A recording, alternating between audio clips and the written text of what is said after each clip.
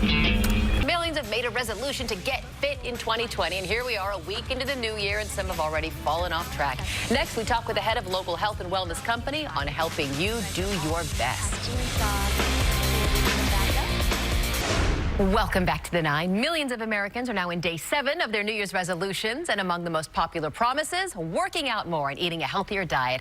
Research, though, shows more than 70% of people give up on their resolutions. So let's keep you from being one of those. We welcome back to the 9 this morning, Rena Vocone from Passion Fit in Los Altos. Thanks for joining us, and Happy New Year. Happy New Year, Garcia. Getting fit is so general. Do you advise us to make a more specific plan? Yes, there are some creative ways to get fit this year. One is, a lot of times people think about getting a personal trainer, taking fitness classes with their friends. It sounds like a lot of money to me. That's right, and it's a lot of money, but why not work out with your significant other? It's a great way for you to obviously, take care of your relationship, but also your health at the same time. I have a YouTube channel for my Passion Fit company, and my husband and I actually filmed a couples boot camp workout video series. It's a great way to work out anytime, anywhere, and in a way that works for both you and your partner. And it's also accountability, because if you're feeling lazy, he might say, come on, hon, or if he wants to sit on the couch, you might say, come on, let's just bang this out. Exactly. You can motivate each other, hold each other accountable, as long as it doesn't get too competitive. That's probably the key.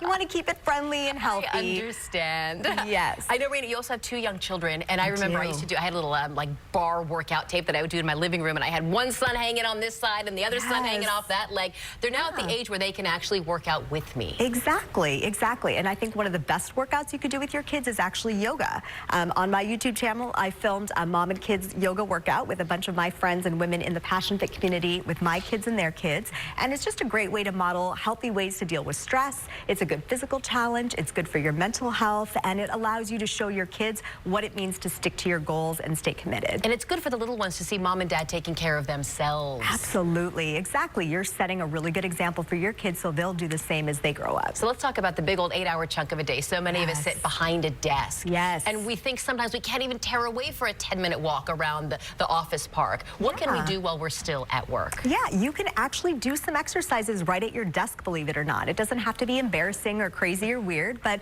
some simple things like shoulder rolls, right? Like tucking in your core in and out and getting a little core workout while you're sitting. Reaching for your toes and stretching your hamstrings. It's good to get your blood flowing. You can still work on your flexibility and strength, and it'll actually make you more productive at work. And I will say, if you can break away from the desk, even for 10 minutes, for a quick walk outside, it changes your perspective on everything. Absolutely. Just clears your head, gives you some fresh air, and then you'll actually produce better, more high-quality work. I am not a huge fan of apps. I don't have a million, but one that I do rely on just tracks the fitness that I do every day. Yeah, absolutely. And that's great. Knowledge is power, right? The more data that you have from apps or doing online video or streaming media, it's just going to make you, more aware of what's happening, and that will hopefully motivate you to leverage technology for good, as I like to say. And I know that doctors recommend at least a 30-minute moderate workout every day for most Americans.